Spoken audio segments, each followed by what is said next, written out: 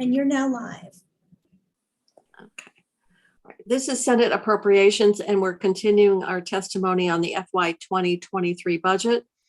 And this afternoon, we're taking testimony from the Agency of Transportation that includes the Department of Motor Vehicles. And I see we have the secretary here, as well as you seem to be well supported by staffs, Secretary.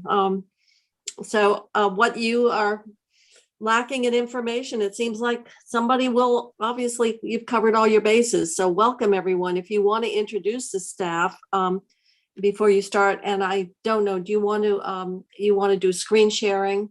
Is that your plan? Yes, please. Okay. All right. So you want to introduce who? I see you have Michelle here and Wayne and Jana and Brad. So, right. But I believe you have others as well. Wanda. I'll be happy to do that whenever you're ready, Chair. I'm ready. Okay. Well, for the record, Joe Flynn, Secretary of the Agency of Transportation, and thank you very much for letting us be here today. With me are Wanda Manoli, the Commissioner of the Department of Motor Vehicles, Terry Blaisdell, the Director of Finance at the Department of Motor Vehicles, Michelle Boomhauer, the Director of Policy, Planning, and Intermodal Development for the agency, Ann Gamble, the Director of Highway and Chief Engineer for the agency, Jana Morse, the Director of Finance and Administration for the agency, Wayne Gamble, the Director of District Maintenance and Fleet for the agency, Bradley Kuchenberger, the CFO for the agency, and Costa Pappas, the Policy and Planning Manager.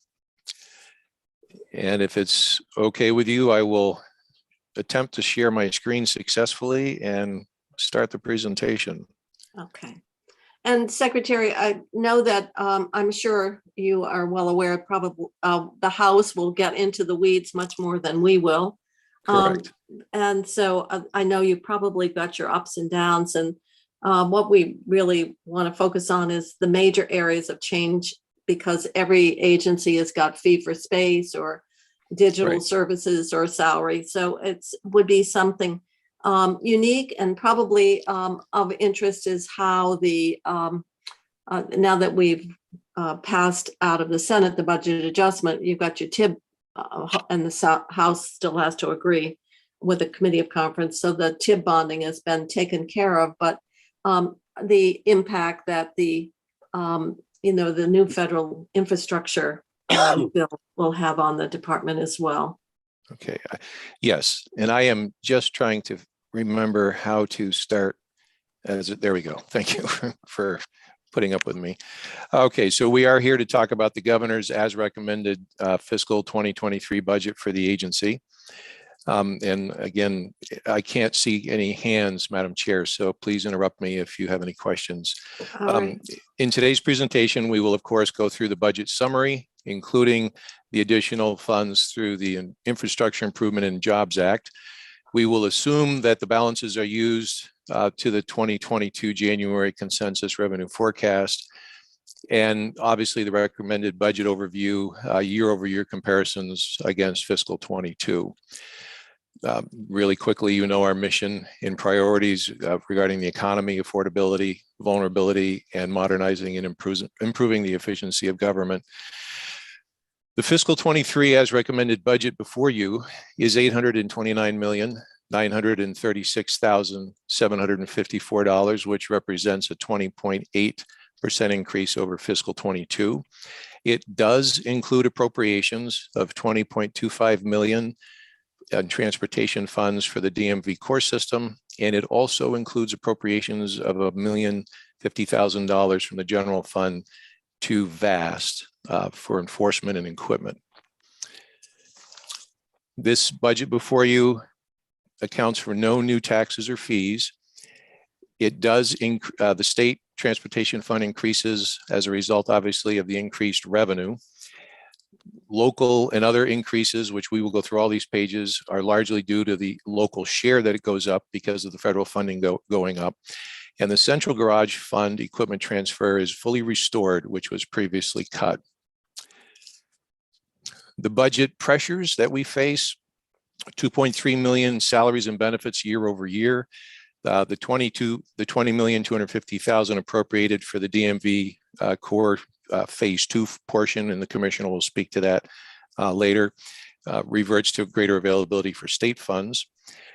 13.8 million in state funds are restored to district maintenance. In fiscal 22, we used COVID money to offset some of the need for state match, and we have to fully refund that, if you will, using state match this year.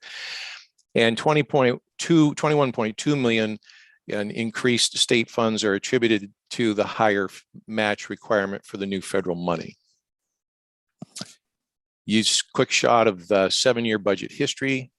This budget is clearly the largest in the history of the agency. This chart is a quick chart just to show where the money comes from. The single largest funding source for us is the Federal Highway Administration. The second largest single source of funding for us is the State Transportation Fund. And the third is what is the blue wedge up between 12 and 1 o'clock, which is other federal, which is the Federal Transit Administration, Federal Aviation Administration, Federal Railroad Administration, and the National Highway Safety Transportation Administration. I won't go through all the other wedges unless you'd like to, but they will all be discussed later in the presentation. Where we spend the money is represented on this pie. The single largest expenditure that you will see in this presentation is for state paving, which is at a record high of $158.8 million, the highest in the history of the agency. And this represents the 10th year of $100 million or more applied to paving. The second largest appropriation is the gray wedge at about 2 o'clock. And that is Finance Administration, Rest Areas, Policy Planning, Intermodal Development Administration, Transportation Buildings, and the Transportation Board. And again, we will go through all of these elements as we go through the presentation. The third largest single bucket is between 11 and 12 o'clock, which is maintenance, and that is at $106.3 million. And the fourth largest is roadway, which is the dark blue in the lower left-hand corner at $96.9 million. Growing the economy, of course, is always key. The economy relies on a system that is in a state of good repair.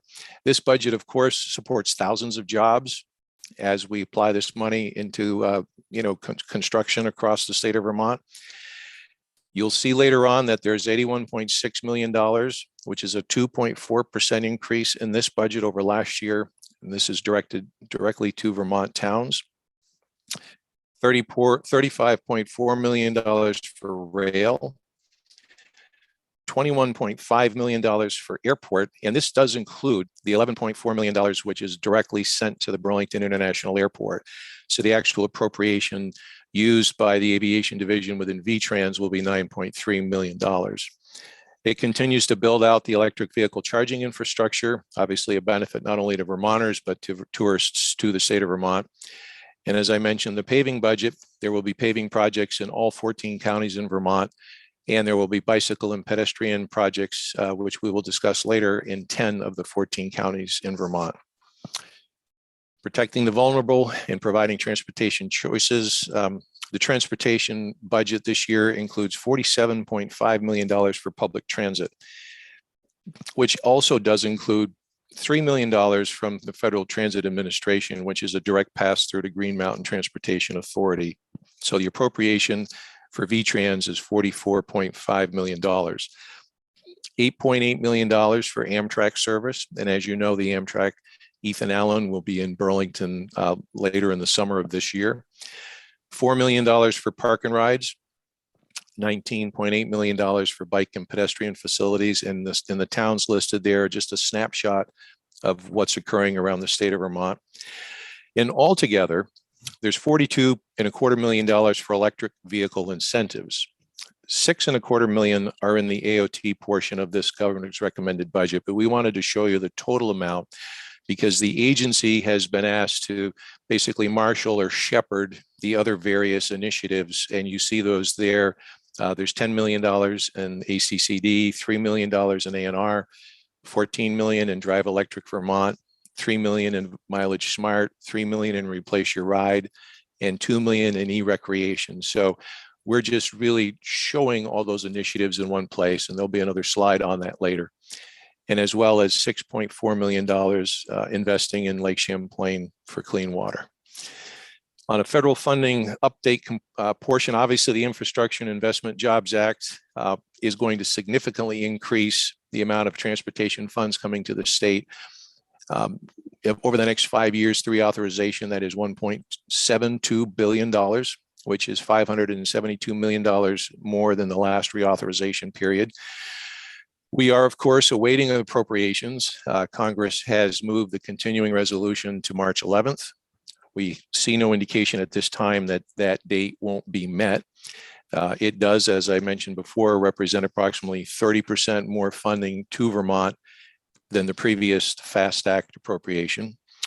And Congress passed the COVID relief fund in December of 2020, which, as you may recall, late in that budget development cycle, put $50 million into the agency budget.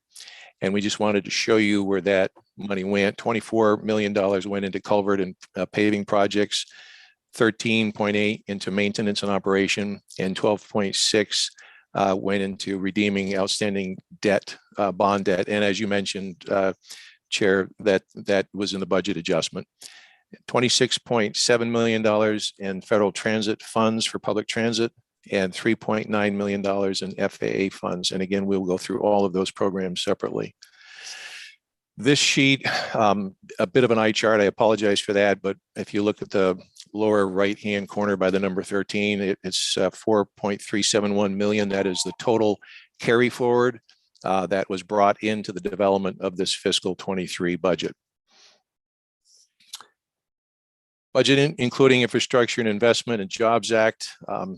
This will, in this fiscal year, this will bring an additional $94.7 million in projects across the state of Vermont. That is comprised of 71.9 in federal funds, and then 22.8 in state match to bring those federal funds in. We are also using fewer indirect rate funds than in the budget we presented to you in fiscal 22. Last year, we were using an indirect rate of 146%, which means we took $15 million right off the top of our federal highway money. We want to wean ourselves off from doing that. This year, we have reduced the indirect rate to 56% and have reduced the off the top cut, if you will, to $5.8 million. And it is our intention to continue to reduce that, if not to zero, in next year's budget very soon thereafter. It also covers reclassification cost for both the VTrans side and the DMV side, which are $5 million. It returns the town highway programs to their formula funding levels, and there'll be a sheet on that later. But as you may recall, in fiscal 21, we paused the federal funding programs to towns because of the budget crisis that we thought we were facing, and also we weren't sure if towns had the money to make the match. In fiscal 22, we doubled the appropriation in those town programs to make up not only for what we had paused in 21, but to make them whole for 22. And then last year as well, the legislature added $3 million to town programs as a one-time. So the budget before you brings all those town programs back down to the actual funding formulas in statute. And we will go through that later. And it does show the appropriation for the DMV core system phase 2, which was the JTOC transfer of $20.25 million. And as I said, the $1,050,000 from general fund to VAST. Some of the assumptions are that we are balancing the transportation fund. We are repaying all of our remaining TIB debt, and we are using all available COVID transit administration funds to replace state funds everywhere possible. Again, this sheet is just a bit of a bigger chart of what I mentioned a moment ago about the total effort, if you will. In the EV space, it's $42.25 million. 6.25 of that is EV charging on the state highway network, made up of $2 million from ARPA and $4.25 million from federal highway and state. And then you notice the $10 million for charging for multi-unit dwellings, $3 million for charging at state parks and fishing accesses, $14 million for new EV incentive programs and programmatic support for Drive Electric Vermont, $3 million in Mileage Smart, $3 million in Replace Your Ride, $2 million in e-recreation, and $1 million, which is comprised of $1 million for e-bike and $1 million for e-snowmobile and e-ATV incentive programs. And this is the budget development form that has been reviewed with Senator Kitchell. Now getting into the actual divisions and programs, finance and administration is 19.9 million of this budget, which is an increase of $3 million. It includes obviously salary and benefit increases. It also includes $2 million to begin investments in the replacement of the STARS financial system. That won't be accomplished in 1 year. It's probably a 4 to 5 year project, which is forecasted at $8 to $10 million. But this begins that migration, if you will, for us. It does also include the additional positions which are being requested. And I want to make that clear as we go through this budget. Any additional positions that we've requested are fully funded if those positions are approved. And it also includes $150,000 for costs related to ADS, moving all of our systems from actual physical servers to the cloud for security purposes. And this is the budget development form that has been reviewed with Senator Kitchell.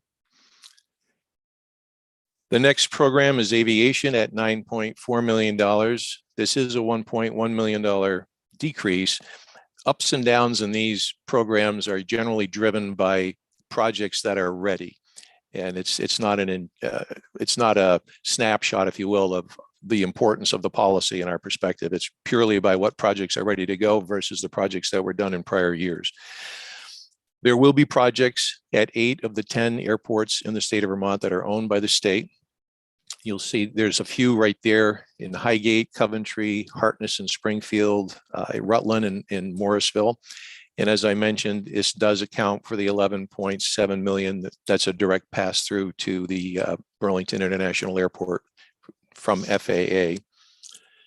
And this is the budget development form that has been reviewed with Senator Kitchell.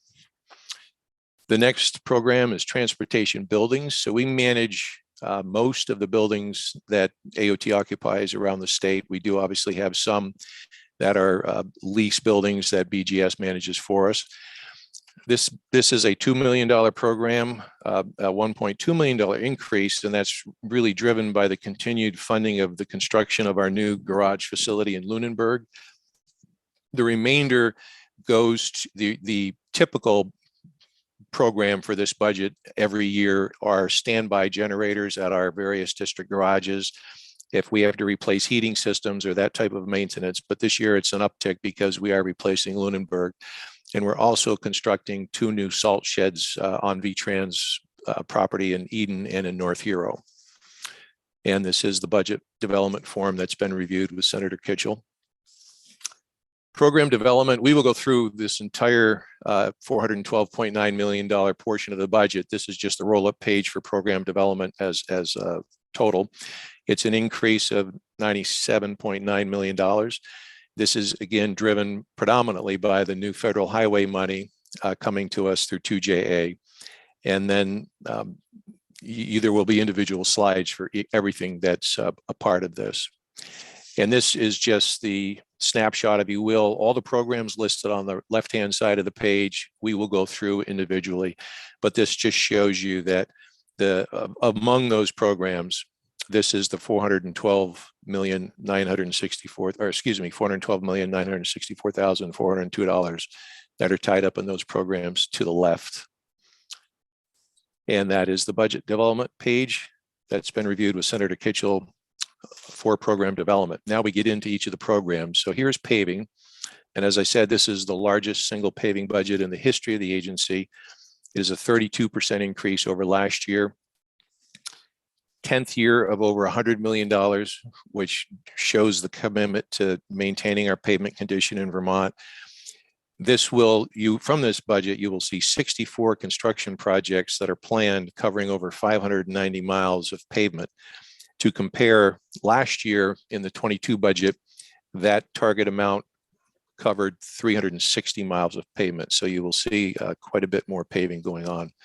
I guess Vermont travelers better build it a little bit more time for so much of the paving and construction that's going to occur this summer. Right. Well, that's a good point. And certainly we're hoping for an early spring. Yeah. Yeah. This is the chart that shows performance, if you will. So how do we measure pavement?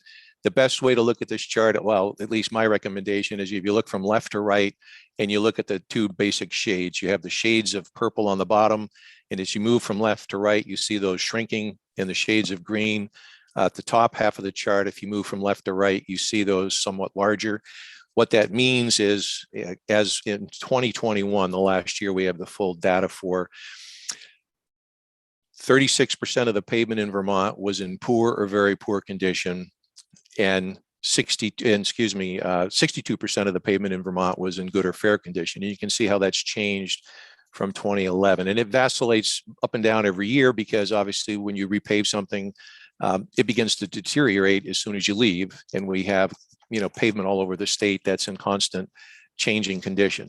The one thing I do want to always note is, as well as I think the metric shows we've improved, if someone lives in an area of Vermont where the rating is very poor or poor, that's 100% of their experience. And we understand that. And we don't try to cover that over by showing you a chart like this. But this is the way that we measure how are we doing with the funds you provide us for pavement.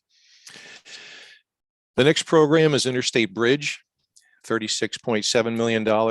This is a 60% increase. There are 523 bridges and large culverts on our interstate system in Vermont. This will fund a total of 21 projects. So when we say that, that doesn't mean there will be necessarily construction. There will be construction on 16, but the others have a various degrees of whether it's preliminary engineering, design, whether or not right-of-way is necessary. So 21 projects are funded, 16 projects will be in construction this year. And one of the ways that we measure how are we doing with the money that you appropriate to us for bridges is our structural deficiency matrix. We have one for each, interstate, for state, and for town highway, and we'll go through the other two. This is the interstate system. The target range is nothing more than 6% of your bridges being considered structurally deficient. We are at 2%. So basically we are 2/3 better than the target. And I always want to point out as well that deficiency does not mean safety. Deficiency are metrics that our bridge inspectors look at various elements of the bridge for conditioning, and they're rated with a score. But if ever we come to know that a bridge is unsafe, generally within the day that has been determined, that bridge is closed under an emergency order. The state bridge program is $57.8 million, a 17% increase. These would be state highways like Route 2, Route 4, other things like that.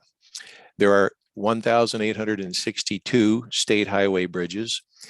This budget in this year will actually have projects on 32, and those are broken up between 32 large culverts and 16 bridges. I believe it's anything over 20 feet. A culvert over 20 feet is considered a bridge. And this is the same structurally deficient metric that I explained on the interstate bridge. The target is, the target is 10%. So it is telling us that we never want to be higher than 10%. We're currently at 4%. The roadway program, $51.3 million, a 14% increase. This is a program that goes into very many different aspects. It'll fund 37 projects around the state this year, and they vary from corridor reconstruction to shoulder widening, streetscapes, drainage and stormwater, concrete slab removal. You might recall a few years ago, probably 4 years ago, we did Route 100 from Waterbury to Stowe. And that project dug down many feet to remove the original concrete that was placed decades ago. And then the state just paved over that. And that's why often there's a break in the road every 20 or 30 feet. And so this is the program that it attends to those types of projects. And that work is done separately, if you will, from the paving program. So when you look at all this together, there's an awful lot of paving work that occurs, but much of it is accounted for in different programs. Traffic and safety, 45.6 million, which is an increase. This will fund 24 projects of various types: intersection improvements, sign replacements, signal systems, rumble strips, pedestrian accommodations. And these, the bottom of the page just shows an example of the types. If you're familiar with the city of Burlington, on Shelburne Road by Locust Street and Christ the King School is the Rotary. That is being completely reconstructed, and it started this year, will go on through into next summer. Colchester exit 16 is an example of what comes here under traffic and safety. And there's a project in South Hero on Route 314 and Route 2. 314 is the main route to the ferry in Grand Isle. This brings us to the statistics for 2021 on fatalities in Vermont. And sadly, the story keeps going. We finished last year with 73 fatalities versus 68. This is the chart that we look across all the different ways that we measure fatal crashes. It's there obviously for your perusal. I'll just call out some highlights quickly, but in 2021, 32.2% of all fatal crashes involved alcohol. 25% involved drugs. 14.7% involved both drugs and alcohol. 33.8% of all fatal crashes involved speeding. Only 0.5% of all fatal crashes involved commercial vehicles. 24% were motorcycles, 12% were pedestrians, and in 60% of all fatal crashes last year, unbelted occupants were 60% of them. As of today, 2022, we have 9 fatalities, whereas of this time last year, we had 5. So again, the story keeps going, and it's a very sad story. Park and ride facilities is the next program I want to speak about. This is a $4 million program. It is a decrease, and as I said on the aviation slide, this decrease is driven basically by what projects are occurring, what's completed, and what's in the queue. I see there's a hand raised, Senator Kishel. I didn't know I could see that, but I'm seeing that.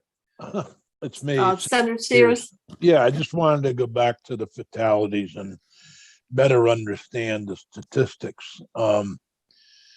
Definitely seatbelts are a problem, as is drugged and drunk driving. I don't know if you've been reading regarding Massachusetts, and it seems as though a company down there has developed or is developing a way to determine if somebody is actually impaired through the use of using marijuana. That it also debunks many of the theories that we all put into the A-Ride program. And as new technology becomes available, we may be able to get a better handle on some of these issues. But seatbelts are certainly a concern. I just saw an accident. I didn't see the accident, I just read about an accident where seatbelts weren't being used and the driver was killed. And I think 2 kids that were in. Yeah, that was up in the Northeast Kingdom. We had two kids and I think maybe an impaired driver crossed the lane and hit them. And all 3 were unbelted. Right. Yeah. Yeah. Anyhow, just get what I've found also, though, is that our statistics are so small when we try to compare year to year. Mm-hmm. And I also think that I know I haven't been driving as much as I used to during the pandemic, not driving to Montpelier and back and so forth. So I think there's a lot of people who are now starting to get out on the highways again, and that would be some of the reasons for the increase. Mm-hmm. But it's always, I know you're doing the best you can. But the other day I was over in Wilmington on Saturday. It was dry when I went over there. We had 4 inches of snow, and coming back, at least 4 cars were stuck on the road going up Searsburg Mhm. to Woodford. And all of them were lack of probably proper snow tires. And so, it's just winter traffic and people aren't prepared, I guess I would say. That's part of the problem. I think you're right. I mean, I think it's certainly some of the problem, no question. And of course, the route that you mentioned is particularly difficult. And I know you're aware of Yeah. many of the additional efforts we're taking there. So, Oh, no, it's, and by the way, that I just noticed today in the blurb that the trucks are required to put chains on, which is, that's been a real, that's made actually an improvement in the highway safety on Route 9. right. Well, thank you for mentioning the company in Mass. We can look a little bit more into that, investigate what that's about. Yeah. Thank you. Sure. So back on the park and rides, as I mentioned, this is a $4 million program. This program will this year start preliminary engineering and right of way for a new park and ride to be constructed. It's actually South Barry. It's not Berlin. That's an error, but it's at exit 6 on I-89.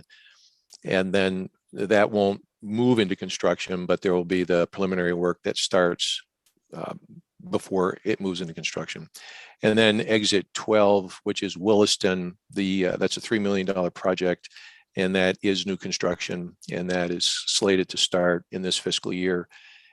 And altogether, in fiscal 23, we'll be adding 204 spaces to the park and ride system. The bike and pedestrian facilities is $19.8 million. This is a $3 million increase. This will fund 51 projects around the state of Vermont, of which 21 will go to construction. And you'll see at the bottom of the page, this is just a snapshot of what some of those projects are. And this does definitely include the completion of the Lamoille Valley Rail Trail and continued work on the Missisquoi Valley Rail Trail. Transportation alternatives, $5.6 million. This program came about really in the wake of back in the day, the circumferential highway, when that did not go through. We worked with communities and primarily Chittenden County to look at other ways that we could, enhance traffic mobility because the highway itself wasn't happening. And so again, this is like a catch-all of place where we do various things, bicycle and pedestrian improvements, environmental mitigation, our projects out there of a historic nature. There will be 45 total projects that are funded. 18 of them will move to construction. There are, of the 45, there are 26 bike and ped projects, 5 local salt sheds, 12 environmental mitigation projects, and 2 projects of historic preservation nature. And again, these aren't just a Chittenden County project, but I just mentioned that because that was where the circumferential highway was supposed to wrap. Program development administration is primarily just the operation of the program development department. And it's an $8 million increase. It again tracks salary and benefit increases. It also recognizes that the Governor's Highway Safety Program moved from maintenance into program development. And we had a team, drillers, the people that go out and do our geotechnical work. They drill into the roads, they drill into the ground. Those people left this group. So basically it's accounting for a swap, no new net positions or anything, just the way we realign some things. And we'll show you the reverse of this change when we get into district maintenance and fleet. The rest area program is $418,000. It's a significant decrease of $900,000, and that is because in 22 we had a major resurfacing project on I-89 northbound in Sharon at the Vietnam Veterans Memorial Welcome Center, and that has been completed. So again, like many of our programs, what's being spent reflects what's ready to go, what's just finished, and things of that nature. There will be, this does continue to look at some preliminary engineering for I-91 in Derby on the southbound side. And as you know, BGS operates the rest area, so they pay for whatever staffing there is. and the AOT portion of the rest areas is primarily just capital improvements. And this is the budget development form for that has been reviewed with Senator Kitchell. Maintenance, $106 million. As you recall, this was the third largest single expenditure. It's a $2.8 million increase. It does account for a payroll increase due to reclassification. It also, I talked to you a moment ago where we reduced highway because of the governor's highway safety program, and we brought in the drill team. Well, here, this shows you the third bullet down where we're reducing, because the drill team moved to highways. And I'm sorry, the drill team came to maintenance and the governor's highway safety program left maintenance. It also includes an additional $1.5 million in salt based on the contracts the bids that we received this year. Just to give you a sense of where we are to date as of last week for this winter. So the winter of 21-22, we're at 92,500 tons of salt. At this time last year, we were at 84,500 tons of salt. At this time 2 years ago in 2020, we're at 124,000 tons of salt. So, as they say, it's not over till it's over. But again, we watch this literally on a daily basis and track it weekly across all 9 districts in the state. And this is the budget development form that has been reviewed with Senator Kitchell.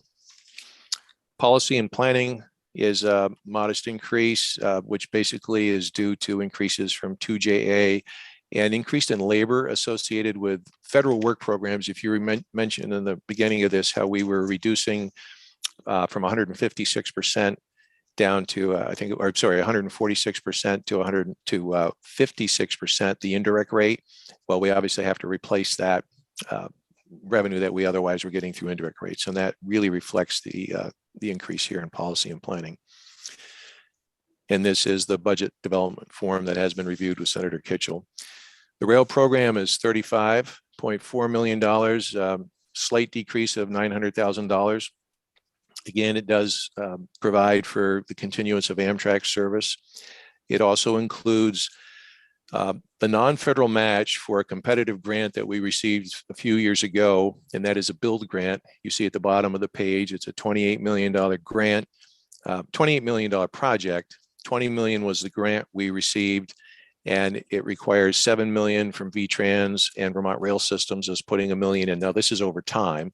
And this is going to improve the bridge rating in rail from Rutland south to Bennington and then west to Hoosick, New York, because we actually own the line into Hoosick, New York. And program highlights. This slide doesn't really do justice to where rail ridership is with Amtrak. Amtrak tracks everything on the federal fiscal year. So technically we're 4 months into the federal fiscal year, and we really haven't gotten solid numbers from Amtrak. But what I can tell you is that the Vermonter, which runs up through Massachusetts, right through Montpelier and terminating in St. Albans, is running at 85% of where it was in 2019 prior to the pandemic. And the Ethan Allen, running up from Albany into Rutland, is running at 100% of where it was in 2019 prior to when we closed things down for the pandemic. And this is the budget development form for for rail, which has been reviewed with Senator Kitchell. Public transit is $44.5 million, a $1.3 million increase. It includes a $14.4 million capital plan. There will be some scheduling and dispatch software, and those really go to the demand response trips and how that helps elders and persons with disability, Medicaid treatment. It's a different model than just some of the fixed route transit that we also have. And there is $10 million in here for vehicle replacements.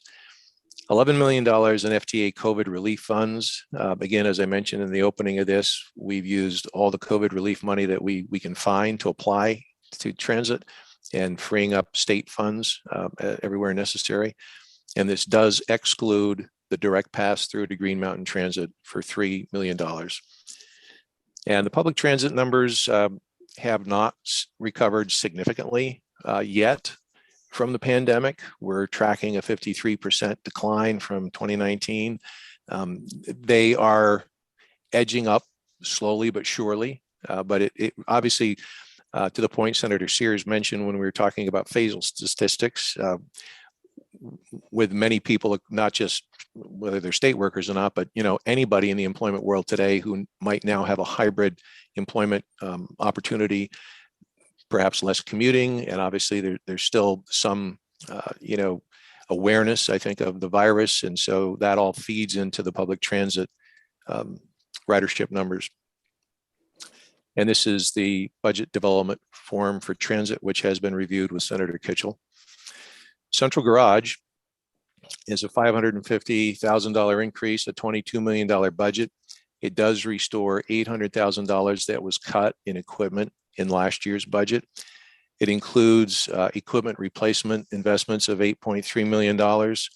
And obviously this is the area that is really everything that you see when you see the orange trucks, you see all the equipment when district maintenance workers are out across Vermont.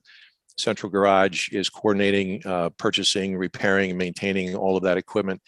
And I would just add at this point too that between fully electric vehicles and plug-in hybrid vehicles, our light duty fleet at the Agency of Transportation right now is almost or right at 50% battery electric or plug-in electric vehicles. And for example, we have 9 fully electric vehicles now and are procuring more. So and we've also installed ourselves a fast charge, a level 2 charging system at each of our 9 district offices. And we'll be dispersing fully electric vehicles to all of our 9 district offices for daily use by techs and people that go to various meetings and return to work at the district office that day. So we're really pushing that program pretty hard. And this is the budget development form, which has been reviewed with Senator Kitchell. I know the commissioner will go into more detail, so I won't take too much time on this page, but the Department of Motor Vehicle budget is $38.9 million. And you just see the highlights here, but I will leave that for the commissioner. And this is the budget development form for Department of Motor Vehicles, which has been reviewed with Senator Kitchell. Town Highway Bridge. We talked about Interstate, State Highway, Town Highway Bridge, $30 million. This particular program, if you'll note, is almost double what it was last year. And this is directly driven by the 2JA program from Congress. There are 2 clearly set-asides that were identified. And one of them is a $225 million program, which is brand new. It's a general fund program for Congress. And it requires that at a minimum, 15% of that be provided to towns for local bridges at 100% money. So this is a completely new program, and we're pretty excited about that. And on the deficiency rating, again, the way we track how are we doing the way we spend this money on the town highway bridge system, and there are 1,652 town highway bridges in Vermont. The minimum rating for deficiency is 12%, and we're currently tracking at 2%. So quite a bit ahead of the minimum target rating. And this is the budget development form that's been reviewed with Senator Kitchell. Town highway program. So I mentioned at the opening that this particular slide you're looking at is a decrease, but hold that thought a moment, because at the end we're going to show you that we're spending more money on towns than we did last year. But on these particular programs, these are the programs that were suspended in fiscal 21, and in fiscal 22 they were double funded, and also in fiscal 22 the legislature added $3 million as a one-time appropriation. So what this budget before you in 23 does is returns all those programs to their annual formula funding. So by that, it appears as a decrease, and it is a decrease from last year, but every program is funded where its statutory funding levels suggest they should be.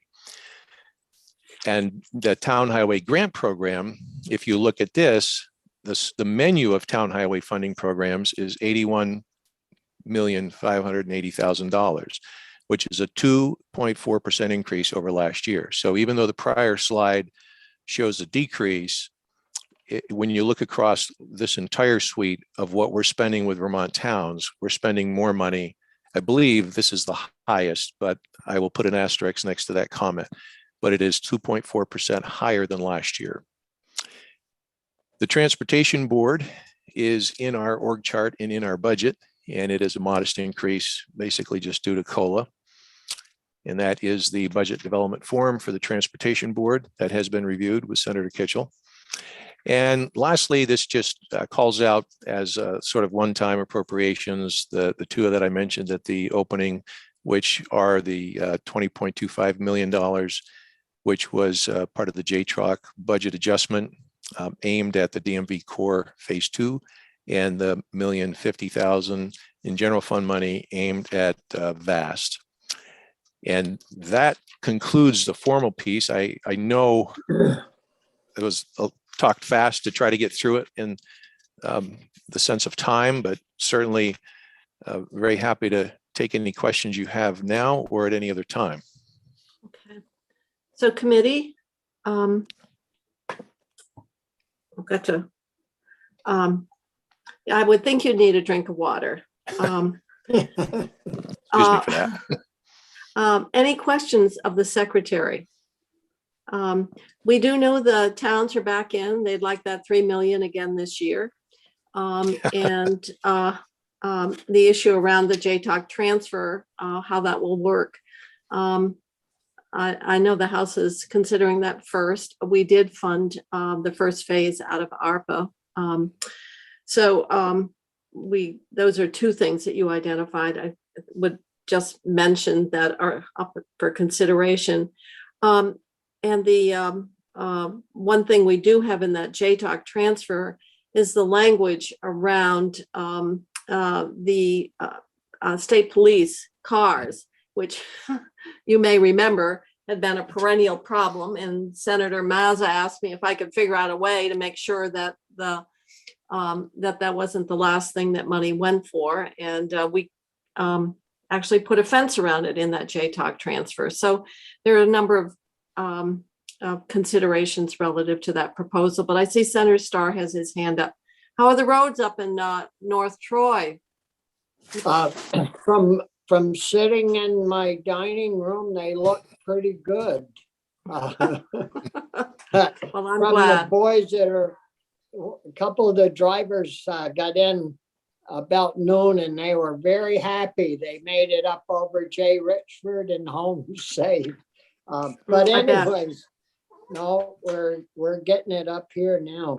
I was wondering, Mr. Secretary, do you have any idea when the terminal building may get put online for, or when it's up for construction? I know you guys have got it squared away. I was just wondering about the construction date of it in Coventry Airport. Yeah, thank you, Senator Starr. I know that there were negotiations going back and forth with the Northern Borders Commission, and I believe there was some additional environmental work that had to be done, even though the grant had been awarded. And I will have to get back to you on a hard date as far as actual construction, unless Michelle Boomhauer knows something that I'm unaware of at this point. I am not certain that it's this summer, but I would defer to Michelle if she has any different information. So thank you, Mr. Secretary. For the record, Michelle Boomhauer, Agency of Transportation. And Senator Starr, I believe that we are going to still be in the design permitting phase through the balance of this year. So I would not expect any construction to be occurring this summer. But I will have Dan Delabrie, our Rail and Aviation Program Manager, get in touch with you with the details. Yeah, well, thank you. I know you folks work and have worked pretty hard on that, and certainly appreciate it. But I'm sure the question will be asked.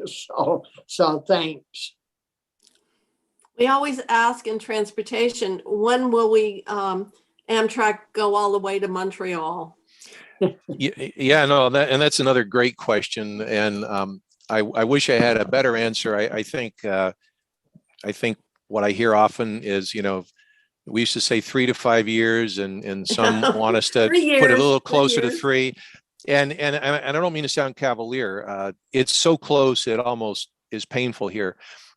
However, the bulk of the remaining work is really out of our hands. It's between the province of Quebec, the Quebec federal government, Canadian National Railroad. Now, I will tell you a quick update, though, that there has been some significant movement throughout the pandemic. I've kept in touch with Francois Bonnadel, who's my counterpart in Quebec. We've actually met in person prior to the pandemic twice, 3 times actually. And one of the significant things that have occurred is late last fall, the province met with the federal government to start to discuss in a bit more brass tacks as to how the governance of that station was going to look, and really how the funding piece was going to work out, which is something that we have very little influence over. What's occurring right now is updating the estimate for the construction work that needs to happen in Central Station. There was a study that was done probably 8 or 9 years ago, and it needs to be refreshed like everything today because of costs that are escalating. That is being conducted now, as I believe, and there really is not a lot of infrastructure work that has to occur on the Vermont side. It's pretty much done to the border. So, it's the proverbial will there's a way sort of conversation, but the pandemic created a fog everywhere, and it just, I think, affected perhaps some momentum that is waning. That fog is waning, and the momentum is building again. And the province of Quebec tells us that they're also reinstituting Raymond Chrétien. Raymond Chrétien was the ambassador to the United States, and he was chosen by the province to sort of shepherd this project because of his connections in Canada. He's the nephew of the former Prime Minister, Jacques Chrétien. So he's a powerful force in this discussion. He was off the file for a while, but he is getting back on the file, and that will, we hope, inject some new enthusiasm in this project. Other questions or comments? Well, just since you brought it up, Amtrak to Montreal, we're kind of looking for Amtrak to Bennington, Manchester, and north to Rutland at some point. So I realize it's a little more complex than going to Montreal, but we're still on the wish list, I hope. Duly noted, Senator. And I know there was a study, I can't remember, it had some sort of loop in the title, I think, back when I was the rail program manager in 2010, and there was a study on that. And it's not to say that it couldn't be in the cards in the future at this moment, but having the bus actually does help. Yeah. Because Other comments or questions? Okay. Obviously, the transportation committees go in great detail in reviewing the plan. And so what we're doing in the budget is actually appropriating the money to support the plan and the administration of the plan and the operations of the agency. Other questions about any other issue? I don't know if Commissioner Manoli wants to bring us up to date on it's a fairly significant investment in the modernization of our DMV system. But we have a few minutes if she wants to take time to do that, because I think, as Senator Sears said, DMV is kind of the face of government for just about the largest number of Vermonters we have. So if you want to take a minute, Commissioner Manoli, please take advantage of it. Thank you, Senator Kitchell, and good afternoon, members of the committee. It's wonderful to see you all. I will be very brief, and then if you have some questions, as you know, we have been advancing at DMV for the past few years, the modernization of our systems to support the customers, but also just as important is the collection and the categorization of the revenue. And with your support, we have advanced the commercial vehicle collection of revenue, which is our aviation, our diesel, our gas tax, and you made an investment in a COTS solution with that. We are fully implemented. It has made a huge difference for businesses. They can file electronically online. We no longer have house accounts, which is a very financial dangerous thing to do. And you have funded and given support for what we call the next phase last year for a module that is vehicle services. And within that modules, we're going to focus on the efficiencies and the improvement of our registrations and our titles and our relationship with Vermont dealers to make it more efficient for them to do business with us. And also we are going to transform to a new financial system, which is the system, the financial system of the state, which is Vision. Right now we are operating in what we call point of sale. And to simplify, point of sale is where we categorize multiple times the revenue that we collect, and then we move that revenue over, I'm looking at Terry, over to the Vision system. The $20,250,000 that the governor has recommended, the secretary did speak to this. This is transportation money that we have aligned to the remaining phase of what we will call driver services for the whole core modernization project. And I know you've had discussions on that this money is currently what has been from the transportation bill that has gone to support public safety that is now moving into the core, this piece of the project. And then it will be money that is available for transportation in future years. And I think at this point, maybe you can ask some questions because I'm trying to be respectful of time and just highlighted very key elements. I think the main thing is so far it's come in successfully. There's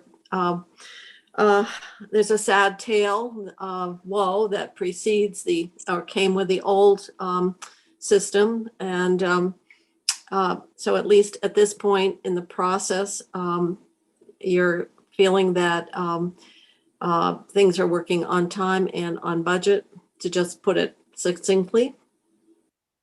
Madam Chair, thank you. And I absolutely agree with that. And one of the other components that we have invested in, and I know we've talked about this a little bit, is the readiness of the department and making investment in the staff who are going to work on this and working in partnership with our businesses, because you, in these COTS solutions, you have to have that. And to the Secretary's presentation, there's some, you'll see in our budget, there is some money for some additional positions that are limited service. And part of that vision is to support the continuity of DMV and its current businesses while we reassign staff to work on this project. And that has been very critical and stays at the forefront of our business planning for the implementation of this. I'm sorry, but I thought I heard, and maybe I'm wrong, I thought I heard that from IT that we're moving away from the Vision system. I can't speak to that. Terry no, I'm not. I think they're upgrading it. Is that what we heard? I think so. We'll have to double check. I think so. I know that we had some testimony about the vision system, and I don't know who has that section of the budget, but we can check on it. Thank you. Yes, Senator Starr? Yes, I haven't got a question, but I got a comment. And most of like my calls I get from constituents deal with your office, Commissioner. And I must say that, I've always had a very good and quick response from your crew. And I should say that as well about the commercial vehicles department. Those people are most helpful and courteous, and that means a lot, not only to me, but it means a lot when our constituents go into the offices and are used goods. So thank you for that. Thank you, Senator Starr. And customer service is a focus of all of my leaders. And we don't always get it quite right, but it is a priority. Yeah. Well, that's a positive note. If no one has other comments. No potholes, no worse roads in the state that people need to, because they're all in my district, right? That's what people say. Our No, roads no, are the. they're in my district. Oh, yeah. So I'm sure your folks are out busy today with the snowfall. And this is it's just an example of so much of government people take for granted. But if the service isn't good, then that's when we hear. So it's nice to get a little positive feedback. Are you commuting back to Grand Isle today, Secretary, or are you? No, I'm in my Grand Isle office today. Oh, good, good. I think that's prudent. All right, well, it's Friday afternoon, and believe it or not, we are taking next week off for town meeting. So this is, I believe, Chrissy, this is the end of the testimony that we have scheduled for today. That is correct, yes. Okay, so unless there are further questions or comments, the agency and secretary and his staff, I'm going to adjourn the committee for today.